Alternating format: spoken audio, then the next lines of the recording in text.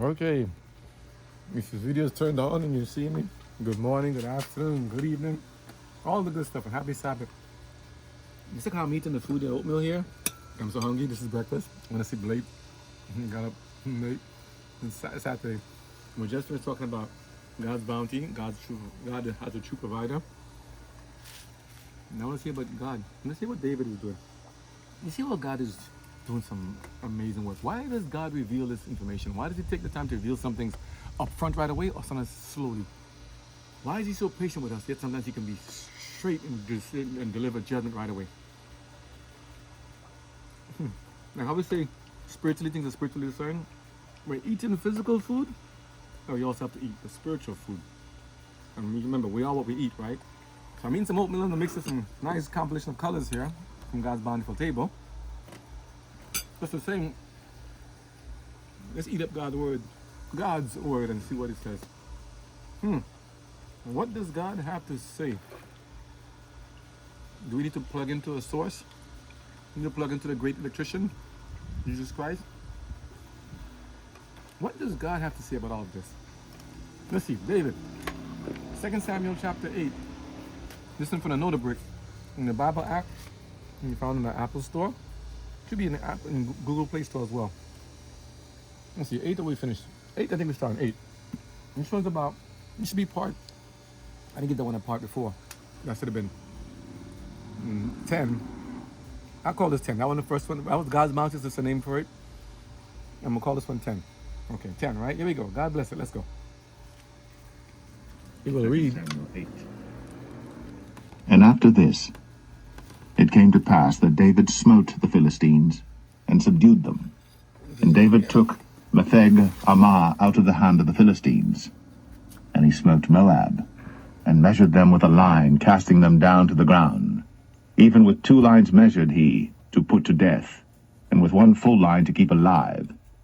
And so the Moabites became David's servants, and brought gifts. David smote also Hadadezer, the son of Rehob, king of Zobah, as he went to recover his border at the river Euphrates. And David took from him 1,000 chariots, and 700 horsemen, and 20,000 footmen. And David houghed all the chariot horses, but reserved of them 400 chariots. And when the Syrians of Damascus came to succor Hadadezer, king of Zobah, David slew of the Syrians 22,000 men. Then David put garrisons in Syria of Damascus, and the Syrians became servants to David and brought gifts. And the Lord preserved David whithersoever he went. And David took the shields of gold that were on the servants of Hadadezer, and brought them to Jerusalem. And from Betah and from Berothai, cities of Hadadezer, King David took exceeding much brass. When Toi, king of Hamath, heard that David had smitten all the host of Hadadezer, then Toi sent Joram his son unto King David to salute him and to bless him, because he had fought against Hadadezer and smitten him. For Hadadezer had wars with Toi, and Joram brought with him vessels of silver, and vessels of gold, and vessels of brass, which also King David did dedicate unto the Lord, with the silver and gold that he had dedicated of all nations which he subdued, of Syria, and of Moab, and of the children of Ammon, and of the Philistines, and of Amalek, and of the spoil of Hadadezer, son of Rehob, king of Zobah. And David gat him a name when he returned from smiting of the Syrians in the valley of Salt, being 18,000 men.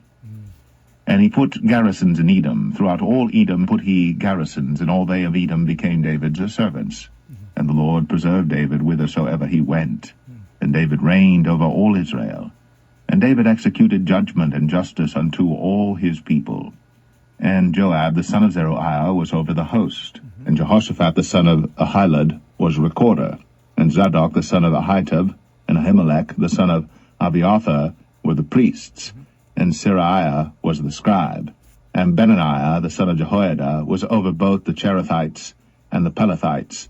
And David's sons were chief rulers. This is just talking about David's victories and what David has done, his accomplishment, his name is making for himself, and not, but with God helping him.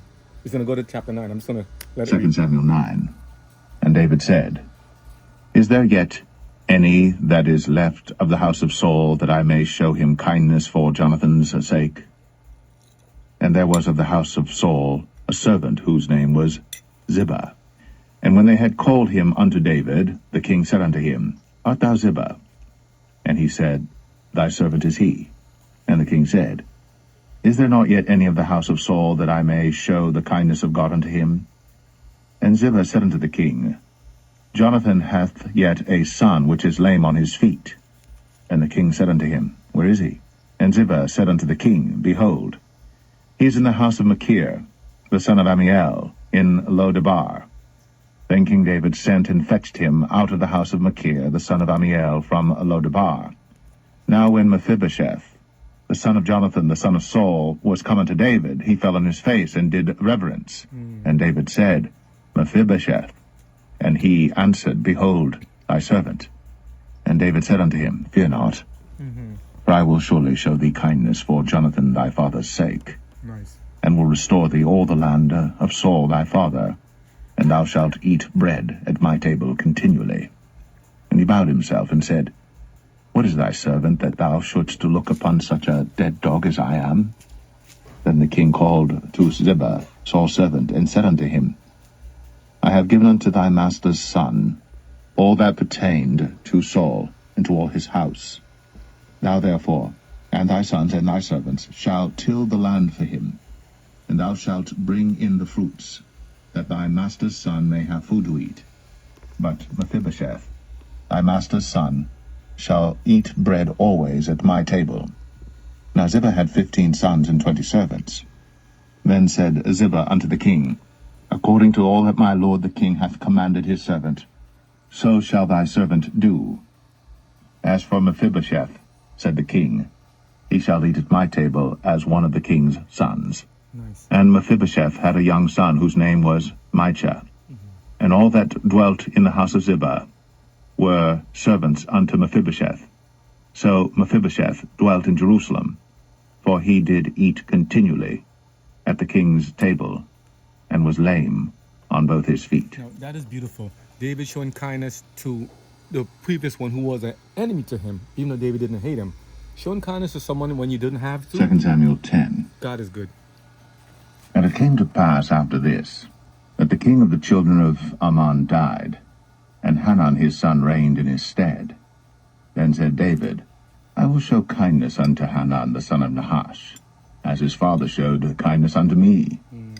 And David sent to comfort him by the hand of his servants for his father. And David's servants came into the land of the children of Ammon. And the princes of the children of Ammon said unto Hanun their lord, Thinkest thou that David doth honor thy father, that he hath sent comforters unto thee? Hath not David rather sent his servants unto thee to search the city, and to spy it out, and to overthrow it? Wherefore Hanun took David's servants, and shaved off the one half of their beards, and cut off their garments in the middle, even to their buttocks, and sent them away. When they told it unto David, he sent to meet them, because the men were greatly ashamed. And the king said, Tarry at Jericho until your beards be grown, and then return. And when the children of Ammon saw that they stank before David, the children of Ammon sent and hired the Syrians of Beth-rehob, and the Syrians of Zobah, 20,000 footmen, and of King Maacah 1,000 men, and of Ishtab 12,000 men. And when David heard of it, he sent Joab and all the host of the mighty men. And the children of Ammon came out and put the battle in array at the entering in of the gate. And the Syrians of Zobah, and of Rehob, and Ishtab, and Maacah were by themselves in the field.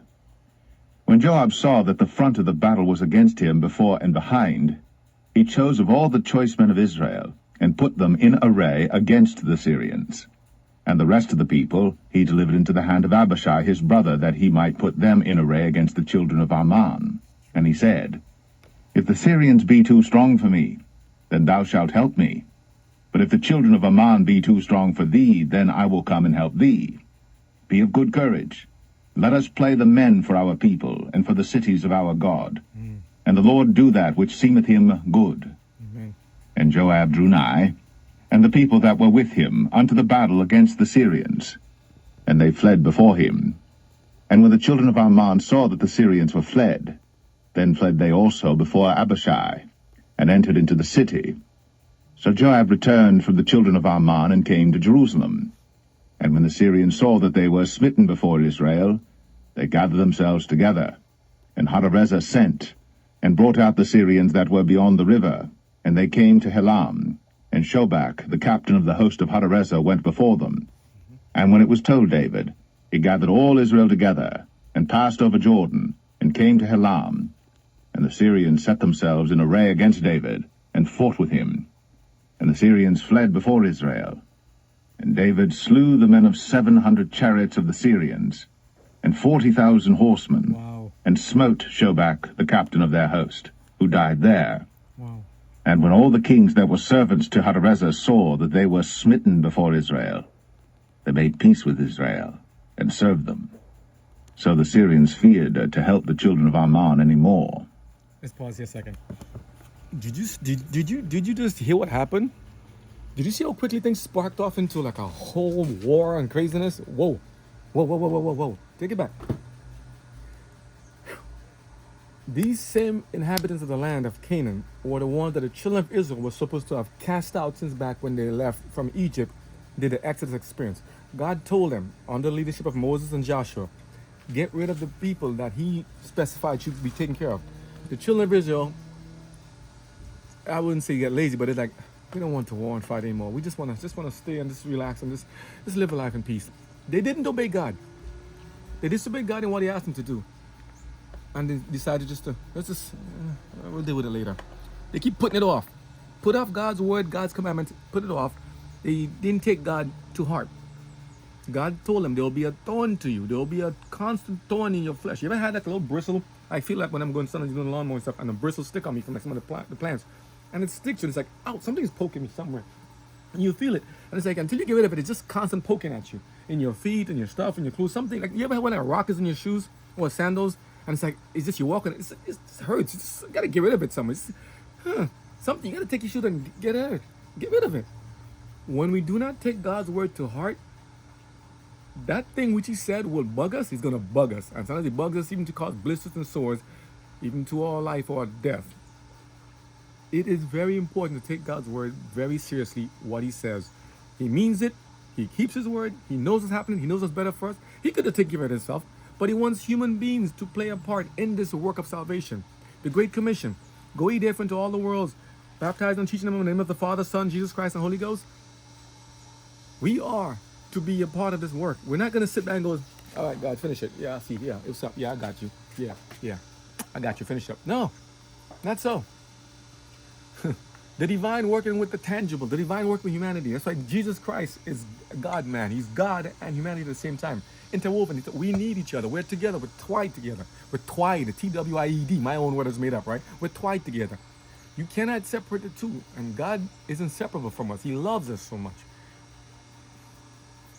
Bring it to this story now. David said, listen, this person, if you read the previous story, this king was very nice to me and helped me when I was fleeing from Saul. Let me go show kindness to him now that his family, now that he's passed away. He went there, sent people to go to help him. Say, listen, I'm sad for your loss. I go to mourn with you. See if this relates to a human being. Go to mourn with you and just to say sorry, we're sorry for what happened. Accept our condolences. And wickedness of Satan and devilish thinking of the people who were supposed to be mourning said, what is this? Why are you trusting this guy? Didn't he come to spy us out, to kind of do us harm and do something bad to us? So they decided to mock David them, to shave the heads of the people and shave their beards, and to cut their clothing to let their butt shine behind them. It's an embarrassment. You mock them. That is a no-no. You do not mock and make fun of God's people. You don't mock and make fun of God's thing and take it slightly. If someone comes to show you peace, don't show them harm. When God says, paraphrasing, if someone comes to ask you for a fish, you're going to give them a serpent or a stone? If they come to show kindness, why give them back wickedness? Even if you say, I don't trust them fully, I don't know if they're true or not.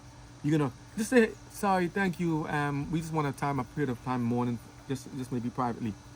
But instead of doing that, you're going to go and them is fighting words. And so they got to fight. And when they say they stank, doesn't mean that they smell. like that. But you know what it is? There's a stench. You can know when something's wrong. Like when something's wrong in the house. Somebody smells something, dead rat, dead cat, something stinks around the house. Something stinks. When they say they saw that they stank, meaning they know that they are a nuisance. They're not welcomed. Not because David didn't like them. They did it to themselves. David was fine leaving them alone. But they did something wrong. They said, now they're thinking, now they probably hate us. So we did, oh, what did we do to ourselves? Now they said that we stink in front of David. So their actions is referred to as a stinkness, a stank in front of David. So now they said, you know what it is, just in case we have a war coming, because we stink so much, let's get ourselves somebody. Yo, my boys, come here. Yo, stop. Let's get here. Let's get together. So they want to get together. Hiring people, outsourcing, getting people here to work to build an army against David and God's people. Who started the fight? It wasn't David. Who started the fight? It was them, Syrians. And why does God mention the name of the different countries and places? Is it the same Syria of today or not? Let's see. Some places are mentioned, some places have new names now. God mentions his name so that you can go back and trace the history and the genealogy. Trace it back to see if it's true or not. Do the research. Some people got much skills. I don't have the time to do it right now, but I'm saying, I'm certain there's a link somewhere. So they went and did that. And when they got help, when you get help, it's not of God. It shows when they start running and fleeing, what will happen. So they started a fight with David and God's people, and the fight was brought to them, and David and his men won. And in the middle of the war, you hear stories of Joab and the other one. I remember I said Joab has some things in his mind, things that David's gonna see later on, that this character is not a good. So he's playing good on one side, but he also has some bad tendencies and character traits later on. Once Joab is a trusted advisor and trusted help, military man, valiant to help, but he also had stuff inside that covered up for the sins and vices of the king, as well as other things that happened. And he did something to David's children that David did not like. Later on, so David told Solomon, take care of him for me. It's amazing how these stories play out. Sin does not go unpunished forever. God will exact justice at the right time. When everything is fine and at peace, trouble will happen. God has a very interesting way of bringing it to be. So it's best to do what God asks us and to do. Be obedient and follow what he says at the time when he asks you to do it. If you hear his voice, harden not your hearts. He keeps his word. And he knew it would be like this. He knew what was going to happen. Jesus knew. He told David, here's some conditions. If you follow me, everything goes great. I'll take care of you. If you're obedient to me. But if you're disobedient and decide to turn backwards, do like everybody else and go bad, I'll take it away, wipe it all away. Save a few things for your father's sake. And and for for the good things you've done, I'll save some things. But God doesn't have to comply or oblige us any way we think he should. He's not like us in many ways, like where he's like, oh, God, he understands. Be very careful how we talk to God. I don't pretend like I know everything God says and does. I just say, Lord, grant us your wisdom and your mercies to learn and to study your word and see what is it about your word that you want to teach us. How should we order ourselves? How should we go in and come out? How should we live our lives, Lord? Because your word is too wonderful for us. Your knowledge is too wonderful for us. I cannot think as you think. You're higher than us. And I fear God in the sense that it's like, I know that he has the power to save my life or destroy my life. But I don't feel like, God. No, I love God because he loves us. He gives us everything we have. He's our provider. And mind me, I'll change the name from the other one, provider. I'll put it to part 10. This will be part 11. So I'm just saying here, be careful how you answer someone. Remember God says, and Solomon and Ecclesiastes, a soft answer turneth away wrath, but grievous words stirreth up strife. Be careful how you answer people, how you speak to them, what you do to them, who are also the children of God. Be careful. The Philistines and the Syrians and other ones had to learn that lesson the hard way. Don't disrespect God's people and think it's going to be all good. War happens. But now we're going to do a quick shift. We're going to go now to, everyone's waiting for this David's adultery, Bath-Sheba. Ooh, a sort of the fear. Ooh, and I keep asking myself, why was she on top of that roof, man? What was he doing? What's going on? Is this what it said, idleness is the devil's toy? What was going on there? Was he just lustful? Was he passionate? Was he stressed? People do things for many different reasons. I'm not going to judge and assume he did it because of that or that or that. We're not to judge and assume. Ask ourselves, if it was you or I, what would we have done in this situation? Men love women, women love men. Why do men cheat? Why do women cheat? Why do men don't cheat sometimes? Why do women don't cheat? Joseph, remember Joseph? When is in the house with Potiphar's wife? She managed to make everything nice. Go back to the Old Testament. So you need to study the Bible from the beginning. When Joseph, taken as a Hebrew slave, by his brothers who were jealous of him and sent him there by taking captive and sending him to Egypt, and he had to stay there for a while. He was promoted to Potiphar's household, to manage Potiphar's household, and the wife took a look at him. This guy's a good-looking chap. He's a nice guy, smart guy. He does a lot of stuff. I heard women like working men. Men have purpose and function. Women like men who have industry and have wisdom, who's obedient to God, and who's doing the right thing. Who's not just chasing women and chasing tails, some people say. Women like men of function and purpose, but men also like women of function and purpose, and not gonna be like leeches and parasites and drama. Men and women love each other, need each other, help each other, but can also bring each other down, if not under God's watchful care. So this is an interesting situation here that's going to happen. And they say, why does God tell us this story? What's the purpose of it? Ooh, adultery. Talking about this thing, I heard about this thing. What's and Ashley Madison or something, this on one of these websites says, life is too short, have an affair. No. Life is too short. Be careful. Don't have an affair. You get yourself killed. Okay? God is about to come back soon. Don't get yourself in this nonsense, okay? That's a devil's toy. Life is too short, have an affair. What does that do? You have an affair with Jesus if you want to do something. But don't go life is too short. Go mess around, get yourself into more sin. You know, drink what thou wilt. Same thing as if you feel it, do it. If you like it, good. Just do what thou... No. We have to live by thus saith the Lord. Ashley Madison is not saying thus saith the Lord. Do what God said to do. Okay? Stay on the right path. What I say to you, I say to myself. What God says to all of us, it's all of us. Okay? Stay on the right path. Give God praise. Don't take it lightly what he says. Let's see what happened with David in this chapter 11 of 2 Samuel in the King James Version. Him and Bath-Sheba started off in a very interesting way. I like. Then he moved to something else. Then he moved to cover-ups and hiding from sin, and like Adam and Eve, try to hide their actions, try to cover up, involved, and then he turned on to drunkenness and murder, and then forgiveness and repentance and death. Oh, it was a horrible affair. Just for a few minutes of some pleasure, such a horrible outcome. And yet God didn't take that horrible outcome, made the penalty for it something as it is, and then turned it back into something that's a blessing for the world. Solomon is born. But death had to go through the first action, because God said the punishment for sin is death. And the sting of death is sin when it starts. That you hear about in the New Testament when they explain to you what sin is really sin. Any violation of God's law, any unconfessed sins to violate God's law. Sin is a rebuke to God's law, and it's like, we cannot stand in front of God. Sin is disobedience to God's law. Sin is to put self above God. Sin is put us, I, in front of God. S-I-N. That sin thing is the death thing. We don't want sin thing. We don't want death.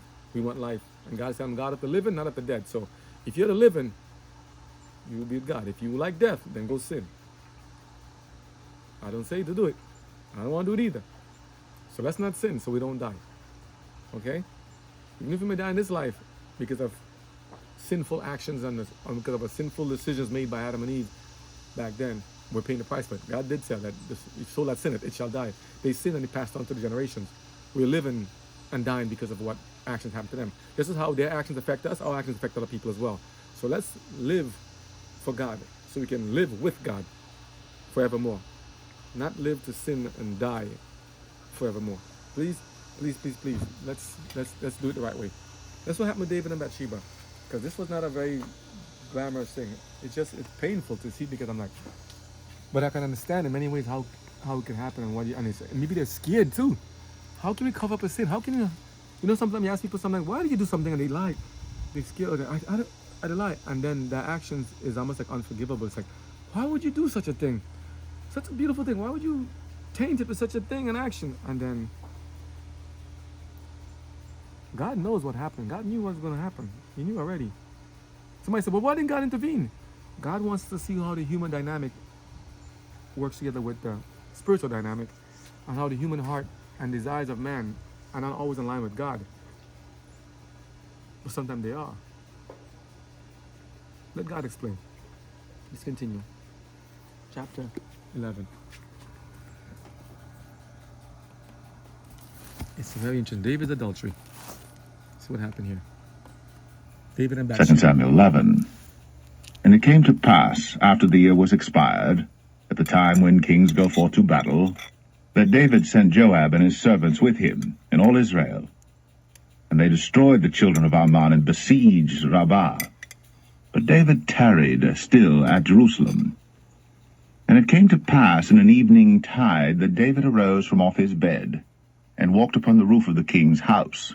And from the roof he saw a woman washing herself. And the woman was very beautiful to look upon. And David sent and inquired after the woman. And one said, Is not this Bath-Sheba, the daughter of Eliam, the wife of Uriah the Hittite? And David sent messengers, and took her. And she came in unto him, and he lay with her. For she was purified from her uncleanness. And she returned unto her house. And the woman conceived, and sent and told David, and said, I am with child. That was quick. And David sent to Joab, saying, Send me Uriah the Hittite. And Joab sent Uriah to David. And when Uriah was come unto him, David demanded of him how Joab did, and how the people did, and how the war prospered. And David said to Uriah, Go down to thy house, and wash thy feet. And Uriah departed out of the king's house, and there followed him a mess of meat from the king. Now hear this. He demanded of him, like, tell me what's going on. You know some people who do something wrong, and then they kind of deflect blame. They kind of like take it out on the other person or the person they did wrong to. And so listen, answer me, this. Tell me what happened. It's almost like, I'm acting holy and righteous. Nothing's going on. Tell me what's going on over here. Tell me the affair. Are you keeping track of everything? You keep monitoring everything? All right, good. Keep it up. Okay, good job. Look how he treated Uriah. And you hear the story of how Uriah came to be among the children of Israel. He wasn't from the Egyptians that came into the family, but he was actually one of the nations that David had conquered, that loved to hear the story of God and God's people, and said, you know, I like what your God is doing. I want to be among you guys. I will join you if you permit me, and I'll fight with you to help against the enemies of God. So Uriah was grafted into God's household. That's how the New Testament says, God says, the children of Israel and everyone else, they call the Gentiles and all the people else, must be grafted in, because we're all God's children. Bring him into the fold. So he was like up to 99, you would say. Or was he up to 1 and 99? He was not originally of the children of Israel, but he got brought in because he loved God and loved to see what was happening. He loved the God of Jehovah. He loved the God Jehovah. Look what David did from doing such acts of victories you just read about in the previous chapters. Now David's going to do some stuff that is like, what? No, David, no.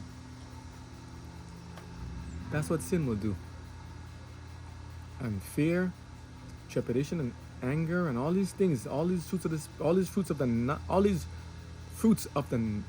I want to say fruits of the Spirit, the fruits that are of spirits that are not of the fruit of the Spirit of God, of love and kindness, gentleness, long-suffering. All these sinful actions, remember, lust of the eyes, pride of life, lust of the flesh. That's how sin comes in 3 forms. Lust of the eyes, pride of life, lust of the flesh. Same how Jesus was tempted in the wilderness, okay, after 30 days of fasting. Lust of the eyes, pride of life, right? Lust of the flesh. Sin comes in those 3 forms. At least God told us what it is. That's how it comes. Which ones were applied here? What did he do? And I remember I said before, you shouldn't drink alcohol, liquor, alcoholic beverages. Why should we not do that? Because it clouds our judgment. It messes up our stuff. It can cause a lot of damage, domestic violence, all that stuff. Alcohol is not good for us. Man with alcohol, not a good combination. No good. But when people choose to do it, they do it. God, the Bible said, you know, and I think Ecclesiastes are Proverbs, give it to him or her who's willing to perish. If you have woes, wash away your woes. Some people say, yeah, give it to them. It's okay, so they can forget whatever they're suffering. I'm like, no, don't give it to them. Let them think so they can pray all the way through. And if by chance, God might just thwart the destruction, like how he did different things. But like, remember Paul and Silas in the prison, when they were beaten and locked up in prison in the New Testament for speaking the word of God and preaching about Jesus? And what did they do? In prison, locked up in shackles and hurt and sore, instead of them crying and drinking alcohol, give me some drink, give me some alcohol. No, they decided to praise and sing praises to God and songs to God. And what did God do? Earthquake! God made an earthquake come and broke the stuff down and freed them. Maybe if we did that, sing praise to God in the calamity, maybe then we'll be saved. But this is an interesting time period for David. Instead of the time when the king go battle and they take a little break, a little respite, he lingered behind a little bit longer. For whatever reasons, Only God will know, and David will tell us one day. I believe David will be in heaven in the end of all of this to tell us what happened. I pray he will be. I pray all of us will be there to see and ask him questions. David, what happened? What was life like for you? What about our kings and presidents and all the prime ministers and stuff we have today? I mean, during this COVID stuff, we had other people partying and having all kind of orgy things, all kind of bacchanal stuff, all kind of bad stuff happening in other countries, in the UK, in the US, and other places too. When everything was going on bad and people going through wars and stuff, I heard even when the war in Russia with Ukraine and Russia, there's leaders of people partying and having all kind of events happening. But I'm like, I thought people are dying on the front lines and men are being taken here and there. How are they having parties and stuff? Where all the money coming from? Remember, I told you we can try to keep things practical of the past and present. Are we any different now than they were back then? Do people still have sordid affairs? Remember Jerry Springer, what he used to show on this show, the Montel Williams, all this stuff, and Ricky Lake back then? Maybe I'm showing my time. What about Oprah and them? All these sordid affairs. Remember all these soap operas, Young and the Restless, and some people call it Young and the Worthless, Days of Our Girlfriends' Wives, or Days of Our Girlfriends' Lives. I mean, what? All these things back then. Why do you think soap operas and these drama shows? What is Big Brother? What's the other shows? What's another one in the Philippines? What's another? Everything like that? What do you have in there? Remember these? Chris and Boy. I pray for Chris right now. I pray for her. Oh. A lot of things, a lot of shows are there because they're salacious, they're sensational. Remember the National Enquirer, all these different things you saw. This is about America. I don't know what happened in your other country, but they have Bollywood and other stuff in other countries and different kind of cinematic viewings and shows. I'm telling you, these sort of affairs and always affairs of ballers, wives, and people doing stuff when nobody's home with them, with the pool man, them with the UPS guy, them with the mailman. All these stuff. I saw these things, man. After you live long enough and you hear all these things, it's like all these drama shows. That's why people's minds are so messed up right now. They can't know what to do and to trust. Their mind, they've been feeding on all this thing over the years that it's like everybody's suspect. Everybody's deaf to them. Suspect. Living in fear. And when we do sin and commit sin, then we wonder, who's going to find out? Who knew? Remember when Jesus told the disciples, he said, I chose 12 of you and one of you is the devil. They didn't go too much of an inquiry, but when he told them on the Last Supper, and he says, one of you that sit at the table with me will betray me to this very night. Lord, is it I? Is it I? They knew that all of them could betray him. Remember? Some of them said, no, Lord. Remember Peter? Nobody, even if everyone wants to die or everyone wants to deny you, I will not deny you. I'll die with you if I have to. And the others ones, yeah, me too. Did they deny Christ? Is any sin that much different than the other sin? If sin is a violation of God's law, and there's murder, and there's also theft, or there's lying, and there's stealing, there's cheating, there's adultery, there's dishonoring the mother and father, it's still a punishment. There's still a violation of God's law. So is there any little lie, white lie? Is there a pink, blue, white, yellow lie? Come on. Any violation of God's law is still a violation of God's law. Doesn't matter what it is. Because if you break the commandments, the way it's set up is that if you break one, all are broken. So we may steal, bear false witness, and then by interpretation, by linking it, we're not an adulterer, we disobey our parents, we worship another God, we use God in vain, we covet, we do all this stuff. Any breaking of the commandments, we violate the Sabbath, then we become a murderer, a violator of God's law, we are a stealer, we are an adulterer, we are a violation of God, we worship other idols. So you understand? That's what God says. If you don't want to break any of them, don't break any of them. So don't break any. The laws are not grievous. You can do without breaking them. Jesus didn't break them. Why can't we? We're special. Yeah, he's special. Special human because he relied on his Father in heaven for strength and not upon himself. So that's why the commandments are so holy and sacred. We don't want to violate them and say, well, it doesn't matter. No, we have to be careful. We have to be careful.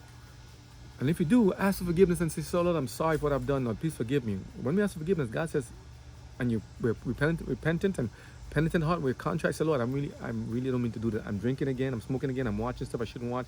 I curse. I smoke. I did this. I committed adultery. All this stuff we did. If we say we're sorry, Lord says, I forgive you. Go and sin no more. So let's not live to sin, but let's live for God to live forever. So what did David do to Uriah? What did he make happen? So he went and called. He saw the woman then, and somebody said, hey, David, Bath-Sheba. Woman she bathed on top of the roof. Did she know the king would be there? Did she see him beforehand? Some movies show that she saw him and she was giggling, she's watching him. She's telling the time when he's coming in. Who knows when he's there at the time? Who knows? I don't know. Then someone said that David also watching, pull a curtain. She should there. I don't know. Why are you bathing on top of the roof naked? But it said it's a custom back then. Well, get a bucket, go to the back of the house somewhere. We'll find something. But they didn't have the bathrooms that we do nowadays. So was it a random Just coincidence? How did he see this naked woman being in the thing? But you see, well, That's how you bet long time ago. they said some people said that's as a custom back then. And Well, you had to be naked, bathe. outside. Well, that's what I'm saying. Was it? Ellen G. White has some information on that in Prophets and Kings. What about if she was 400 pounds? She was 500 pounds and she was bathing on the roof. You think you'd call her? Just food for thought. What happened if she was like she had a beard? Some people have a little extra hormones and they have a mustache.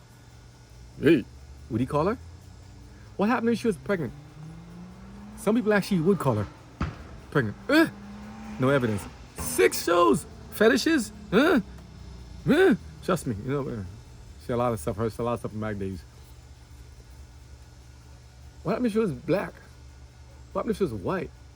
What happened if she was Asian? What happened if she was crippled? Suppose she lost her arm. Suppose she was like, would you be that willing to go take a look and read into the account of David and Bath-Sheba? Oh, salacious. What happened if she was crippled? I'm making fun of crippled people. I'm just saying, think about it, right? We like Beauty and the Beast. Which one are you? Which one am I? We want to be Beauty, we want to be the Beast. We like 50 Shades of Grey. That's an old video by now, right? But it's still going I have on. a question. Ah. Does David? But David knew that she has a husband. Well, you saw the story he said. Good question. You saw he said, when he went and inquired her, he said, David went and inquired, said, that woman in the well, who is she? And David sent and inquired. This is verse 3 of chapter 11. He says, and David sent and inquired after the woman, said, who is that woman over there? Why? And who did he inquire to?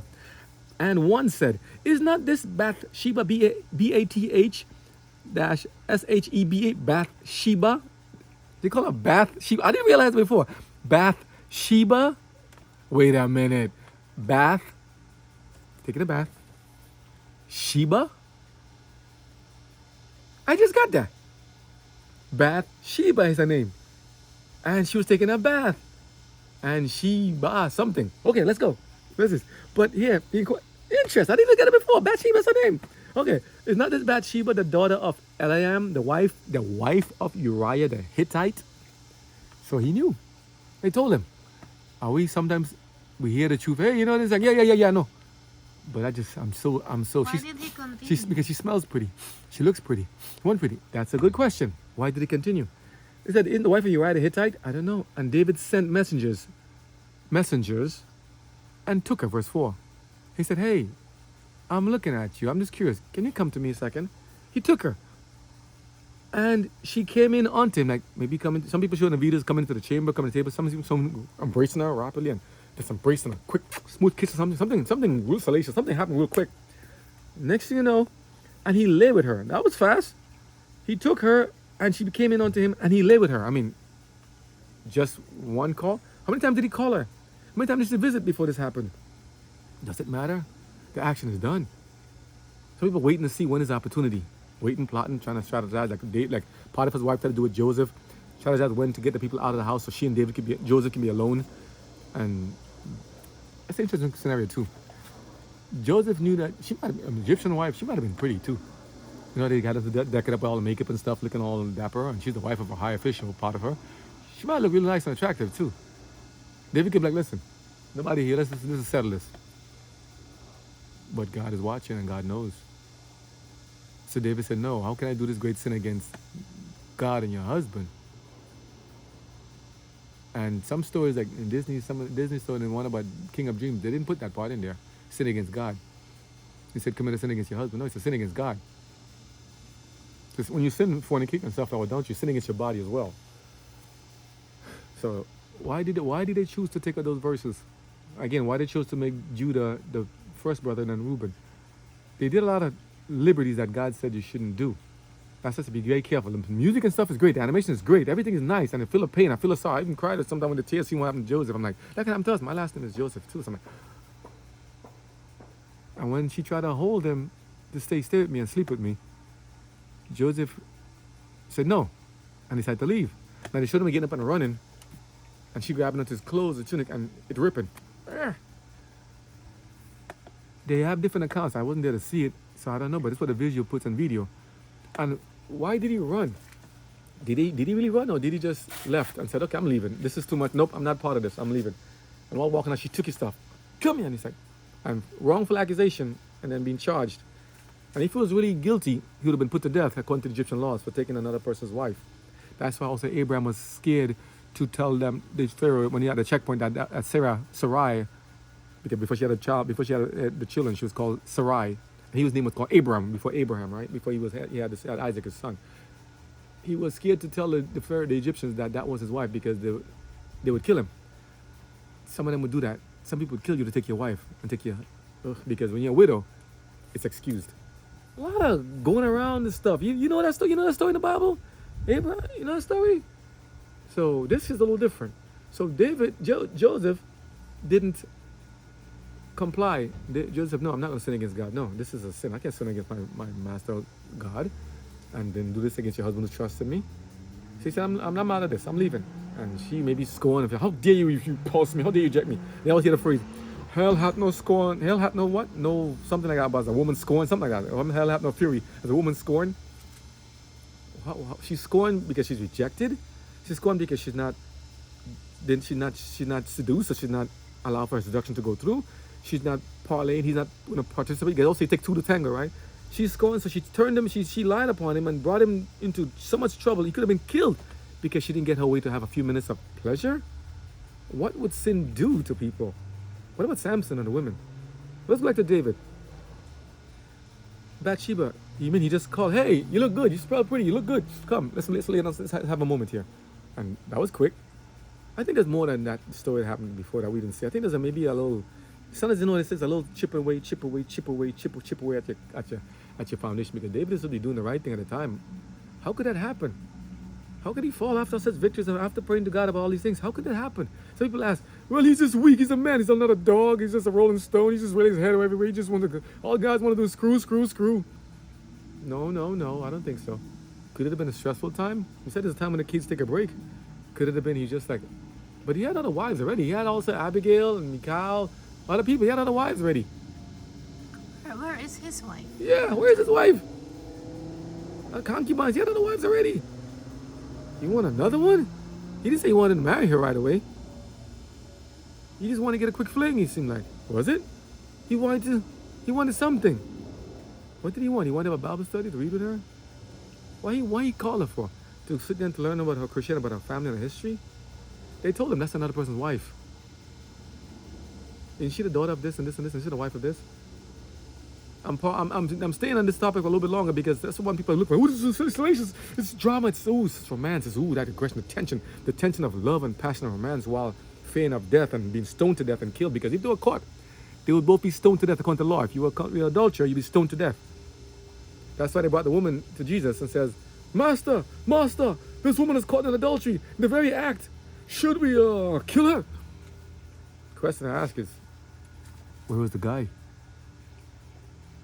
It was a setup.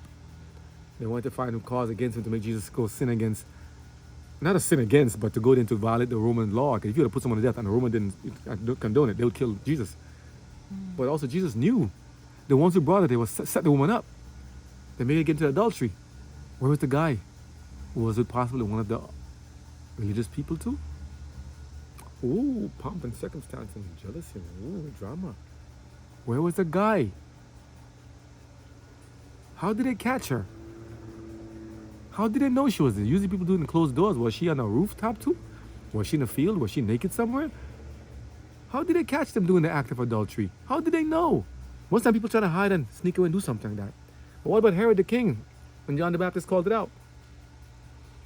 With Philip's brother's wife. He wasn't hiding about it. It was blatant. So I don't know how the situation is, but I'm just saying. You gotta read the stories. You tell me the Bible is not full of stuff. What do you think? Well, I don't want to say people got the movie in the world got their things from the Bible, but I'll tell you this: if they got their things, inspiration from the Bible and stuff that's there, and they did it to turn people's hearts back to God, great. If they did it to turn people to sin against God, no, that's not good. So why these stories are there? What does it tell you about the human condition, the human spirit, the human mind, the heart? I never heard about Adam sinning against Eve. Or Abraham with other women, even though Hagar was given to him as a wife, because Sarai told him to marry a servant to have a child to him as a surrogacy to her. Why is it? And people say, oh man, they just talk. No, they were valiant, strong men who didn't comply with such things. Joseph is one. Took the punishment for something he didn't do. consequences for actions he didn't do. For trying to stand up for God, you'll sometimes pay the price, even death, martyred wise, but to suffer hardship. Sometimes it's better to sin and then sin against God. Oh, no, no, no. They said, don't fear those who who can just kill you and that's it, or do harm to you. Fear him who can destroy both body and spirit. He can kill you. Let's see what happened in the story, because after he did that, God gave him time. And yet God brought some inquiries. Remember God says, there's no sin and temptation that is so strong to man and he doesn't give you a way to escape it. How could David have gotten out of that one, for one? Well, maybe stop looking at a naked lady bathing on top of the roof. Maybe she should have told her, Miss, ma'am, he should have said to her, hey, your husband's at war right now. You should bathe in the back of the house. Someplace nobody sees you. I can see from the rooftop. I'm so probably other people can see too. But why did she comply? Because he was a king? Because he was so powerful and a man of authority? What about, remember with Bill Clinton and what's her name again? Monica Lewinsky? Are there any situations of strong, powerful men and women who just want to be close to power? What about, are they strong, powerful women and men who want to do this? What about other people who are doing some things that are just wrong? You name it. Your country, your village, your town, your municipal, your stuff is happening. Affairs are happening left and right, here and there. Bacchanal, orgy, all kind of stuff is going on. It's un-Christ-like in many places here and there. Yet, in a juxtaposition, there are godly people holding things back and upholding God's laws here, there, and everywhere. So if sin was winning, we'd all be dead already. Because sin is not winning, though it's spreading too fast because of choices we make, it tells us that there's hope, that God is enough. We ought to do God's will. We ought to be strong and say, no. Let God finish this. Sometimes God answers quickly. Remember we did with the one who touched the ark? There's an explanation behind that too. Ellen G. White gives an account for it in Prophets and Kings. Sometimes God gives it time to simmer, let it simmer, let the people see, and let things start to let the cake start to bake a bit. Let people see what the human condition can do. See what humans do when they mess up. Let's see. He gave Samson time until he finally got his eyes plucked out and put in prison, and he finally died. He gave Abraham and Sarai time to see Adam and Eve also time until he came to see them in the garden and called Adam, where art thou? And Eve. And he said, what happened? Give an account. The serpent, the God, and I did eat. And the woman said, woman, you gave me. And everyone blamed God. And everyone blamed God, active God. So I'm guessing somebody said, this is God's fault too. He gave him too much power. This is God's fault too. He made it too pretty. It's God's fault too. But again, she was 400 pounds, 700 pounds. She was on the roof. Would he call her? I'm not making fun of women like that. But suppose he was not the king. Should Uriah have complied with him? Demanded of him an answer. Suppose he's not the king. Could he tell him, go wash your feet at home, go home to your family, your wife, take a break? If he was not the king, power has influence. And you're the king, you have to obey the king. But didn't God tell them through Samuel, when they first asked for a king, like every other nation around them, that these kings would exact and do some things to you and would hold power over you? How would we make a man a king? What about the people in the UK now that have a king? And other countries have a king. How we have earthly kings in this life?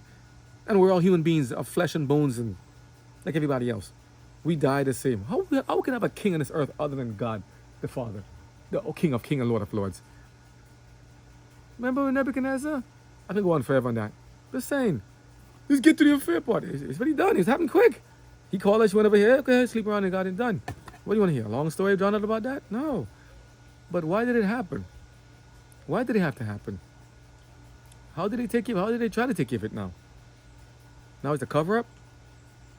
What is David going to do about this? How are they going to try to manage it? Let's see if this sounds like one of those crime affairs, those forensics files. Let's see if you can find out, do like a RCA, root cause analysis. How did it happen? What happened? And what did he do? How did he try to hide the mystery? How did he try to hide the body? How did he try to hide the stuff? When would God intervene? When should he have intervened? In your assessment or in mine?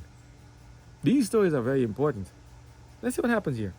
Because God has a way of bringing things to memory and to pass and bring things that happen in the dark into light. Let's see what happened. What did David do with Bath-Sheba after she found it? She said she messed around and then She has a people child. said he could have spilled it in the ground like one of Judah's sons did. And God struck him down. But he didn't spill it in the ground. He let the seed travel. Seed is a term for sperm.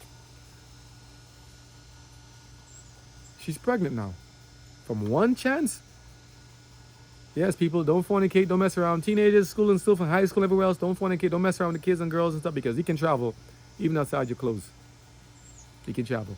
You don't want to have no baby before the time, out of wedlock, prematurely, and see the women always the one kind of basket at home. The woman's the one that gets stuck with the child and stuff after. I have to go through this trouble. Don't mess around. Don't say after I can abort it. Don't abort the children. That's God's gift to you, despite the circumstances. The child life is innocent and independent of your own from that, but do depend upon what you have to offer to it. Save the children. Don't abort them. At the same time, understand, if you play around with a loaded gun, you can get shot. You can play Russian roulette. Bah! Could happen.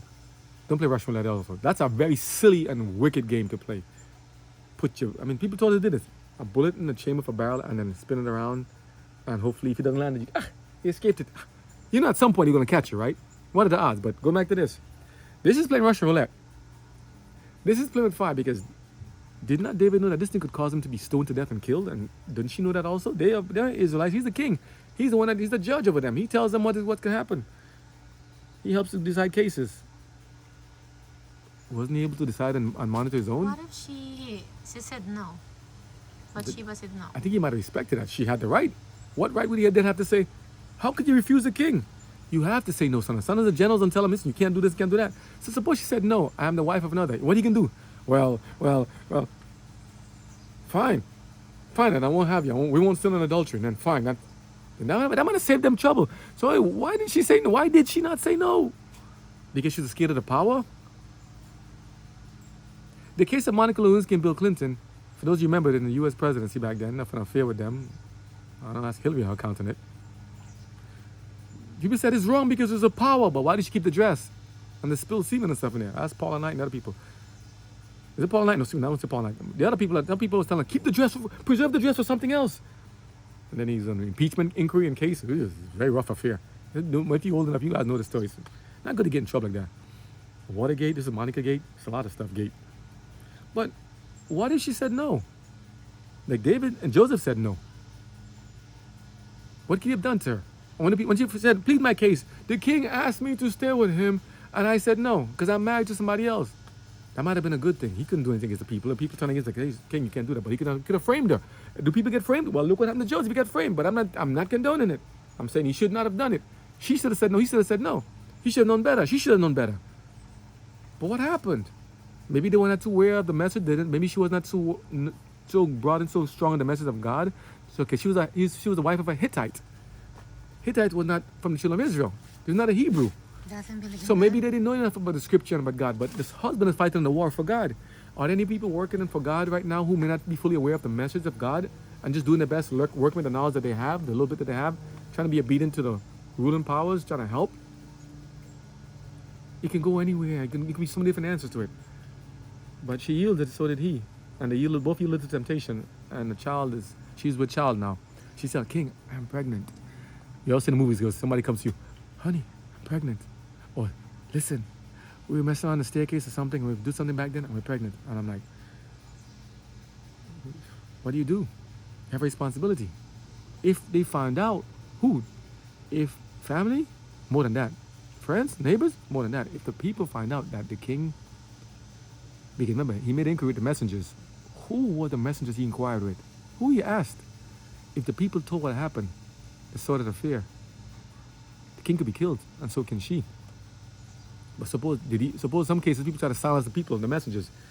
You know, they say dead men tell no tales. Some cases they shut people up to find he's going to get out. Many bodies show up a lot of places, and it's like, whoa. So look at our times today. Look at them back then. A lot of stuff could happen, man. So I'm saying it's like, you think it's happening now? It never happened before. Look back at the past. Many things could have happened. Dead men tell no tales. What do you think they can do to silence the situation? Not condoning it. What do you think they did to silence the situation? Those of you know the story already, he says, yeah. None of you didn't know the story. I hope you're hearing it for the first time to say, seriously? What? The reason I'm going on so long about it because it is that important to us to understand. This is about the passions of the human heart and the mind and what we can do and what we have the capacity to do and to refuse and to fall. Depending on our choices, it can be a whole domino and a cascading effect of stuff we never asked for. Just gonna have a quick moment of fun. I'm just gonna play a little bit. Just gonna play on the edge. I'm just gonna take this selfie shot. I'm just gonna do a little something here. I'm just gonna play in the lion's cage. I'm just gonna play next to the shark tank. I'm just gonna do something. I'm just gonna have a little. Just gonna play along a little bit. Just gonna touch on the edge. I'm just gonna. Just a little kiss, a little speck, a little. Just gonna have a little smoke, a little sniff, a little something. Just gonna have a little view, a little watch, a little something. No, I'm not perfect myself. God knows my past. I had to say, Lord, forgive me for my past. And God knows that. But God put this here to let us know our sins will find us out. Our actions will come out. So, that's what happened. God has an answer. That's what happened. But let's see what she did. She's pregnant now. David's like, oh. Let's see. But Uriah slept at the door of the king's house with all the servants of his lord, and went not down to his house. And when they had told David, saying, Uriah went not down unto his house, David said unto Uriah, Camest thou not from thy journey? Why then didst thou not go down unto thine house? And Uriah said unto David, The ark and Israel and Judah abide in tents, and my lord Joab and the servants of my lord are encamped in the open fields. Shall I then go into mine house to eat and to drink and to lie with my wife? As thou livest, and as thy soul liveth, I will not do this thing. Honorable. And David said to Uriah, Tarry here today also, and tomorrow I will let thee depart. So Uriah abode in Jerusalem that day and the morrow. And when David had called him, he did eat and drink before him, and he made him drunk. David made him And drunk. at even he went out to lie on his bed with the servants of his lord, but went not down to his house. Wow. And it came to pass in the morning that David wrote a letter to Joab, and sent it by the hand of Uriah. Wow. And he wrote in the letter, saying, Set ye Uriah in the forefront of the hottest battle, and retire ye from him, that he may be smitten and die. Are you serious? You send this man, the husband of the woman that you made compromise with you. You send him with a letter of his death to the general of the war, and he tells the person to retire ye back, pull back, put him in front of the hardest battle, and let him be smitten. Now ask the question, you was a general, you was a leader. What would you do if someone send you a letter saying, here, sent this person to die, premeditated murder, sent this person to war, to fight, and pull back from him to let him be killed. Who did this message come from? David the king. The same one who killed Goliath, said fighting for the Lord. The same one who did some wonderful actions and didn't want to hurt Saul and didn't want him to touch Saul's garment. He was sad that he ripped cut a piece of thing from Saul's garment. Same one who wouldn't touch Saul and kill the others, would kill the person who brought Saul's signet and helmet and stuff to him. Same one who did many things to defend God's people is now sending God's people to die because of his actions and his sin with the person's wife. Because And Uriah was honorable. he's scared to be stoned. He's scared for the sin to be found out. He tried to get Uriah to go home. Uriah wouldn't go. Uriah said, I can't do this. This is a wartime. Everybody's fighting. I can't do that. I can't. No, I can't. I'm a soldier. Then he said, okay, make him drunk. David made him drunk with liquor. The king is making the honorable servant drunk. Yeah, let him get drunk so he can go home. And when he gets home, he goes to his wife, and whatever he does. As long as he gets inside the house and stays there. What could happen could happen. He could hopefully sleep with the wife. He could not. Even if he doesn't, the door's closed. I know what happened behind closed doors. They can say, oh, it's his baby. He's trying to cover up the sin. That didn't work. Uriah said, I can't go there. His mind, even while drunk, he still went and slept with the servants of David, slept in the same room and quartered with them. He said, I can't go home to my home, my wife, my comforts. I'm going to stay and stay in a suffering place. So David says, he's not going in. He's not going inside. This is Satan working in the mind of David. So let's scheme and do this. Okay, I got it. He won't go home. He's a soldier. Okay, let him die. Let him die as a soldier. Write a letter here. Set Uriah to go to battle. And let him fight, go into the hottest part of the battle where they can be potentially killed. And when he's there, pull back from him a little bit. so he may be smitten. Why would you as a general possibly comply or not comply? Shouldn't you be like, no, this is a king from the king? Why? Is Joab so afraid to be, would he be afraid of the king's word that he could be framed? Did Joab know something else? But what happens if you know said there's no honor among thieves? What happens if you, now remember, if you sin and you do something else, you violate the thing, you're a thief too. If you sin and lie, you're a thief as well. And you're a murderer, you're exactly, you're covetous, you're a blasphemer, everything in one. What happens then if Joab knows the secret?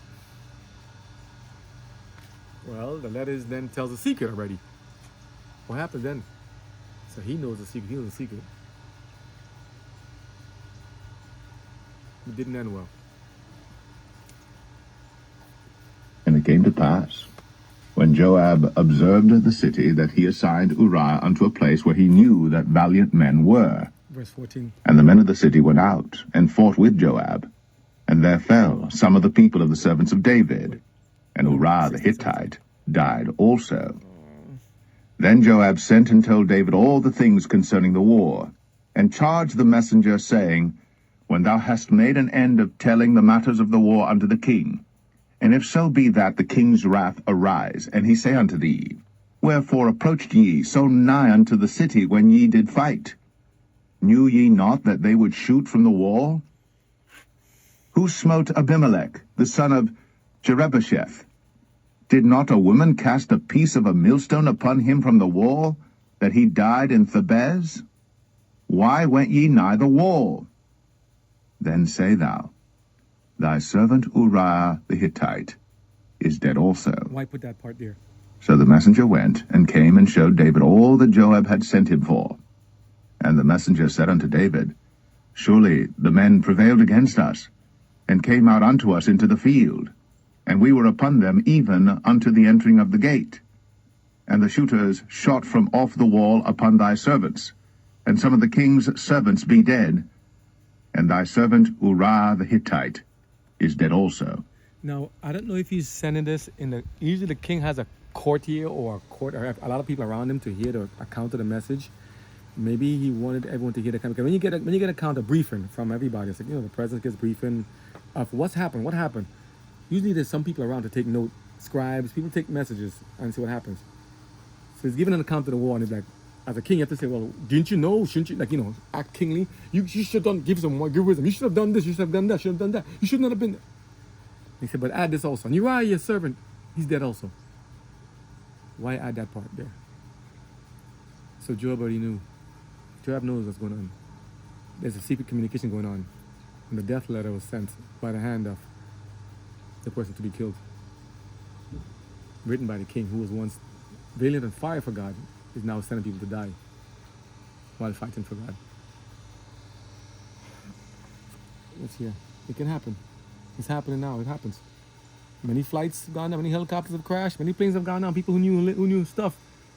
Planes have fallen, crashing everywhere, and many cars have taken off and remote control and crashed into stuff here and there by people who know information about what happened, about medical issues, COVID issues, about war issues, about secret issues about war and arms trades and drug trades and stuff, or but different kind of cover-ups for gates and gates and gates. Many people disappeared. Many people are dying for doing things that are right as whistleblowers, and it's happening to them too. You can tie anything you can to this stuff. Just let you know, this kind of behavior, this pattern of human behavior, remember, sin comes in three forms: lust of the eyes, pride of life, and lust of the flesh. And it manifests itself in many ways when the human condition tries to take over God's wisdom. When the human passions and human ways of doing things try to do things above God's wisdom, it doesn't end well. So he's giving an account to the king, I guess in front of everybody else. This is what he says. So David just got the account from the servant, from the hand of Joab. And Joab says, tell him something else. Let's see. Then David said unto the messenger, Thus shalt thou say unto Joab, Let not this thing displease thee, for the sword devoureth one as well as another. Make thy battle more strong against the city, and overthrow it, and encourage thou him. And when the wife of Uriah heard that Uriah her husband was dead, she mourned for her husband. And when the mourning was past, David sent and fetched her to his house, and she became his wife, Wow. and bare him a son. But the thing that David had done displeased the Lord.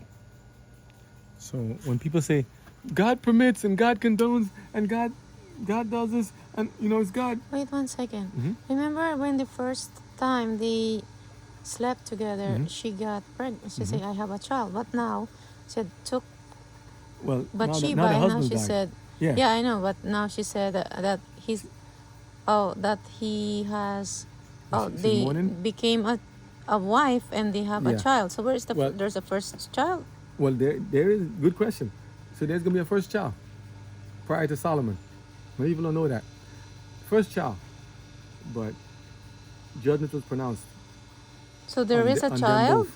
That union between those two, there's a child that was gonna be born from them. But God, here's something: the punishment for sin is death, and sometimes God will permit this death to happen to either the individuals or to some plan, idea, or something, some entity. That's why the sacrificial system was there, as well in terms of the child. I'm not saying God's into killing babies or killing stuff. There's a reason and account why it was done. God can give life and take life if need be. God works in his own ways, but God did not like what David did. It displeased him what he did, because he let people see what could really happen when the human passion takes over. But there's a child gonna be born. I can either end it here and then get the next video. Let me see how much time we have right now. 1 hour. 1 hour. Should I let it end here, because you need to see what happened. This is we just finished chapter 11 of 2 Samuel in the Old Testament, King James version of the Bible. God's not pleased with what David did, and I wouldn't be either. Neither would you. I'm gonna end it there. I want you guys to take a look at what's in 12. Let's see. How does God get our attention? Why did God let? Did he let? Or why did God keep quiet? Why did God do what? Why did God do what? Let's see how God answers on his own. I'm not going to answer. I'm not going to even ask a question. Why did God do what? All right. I feel a pain already inside. Should I catch up? Next part. God bless you.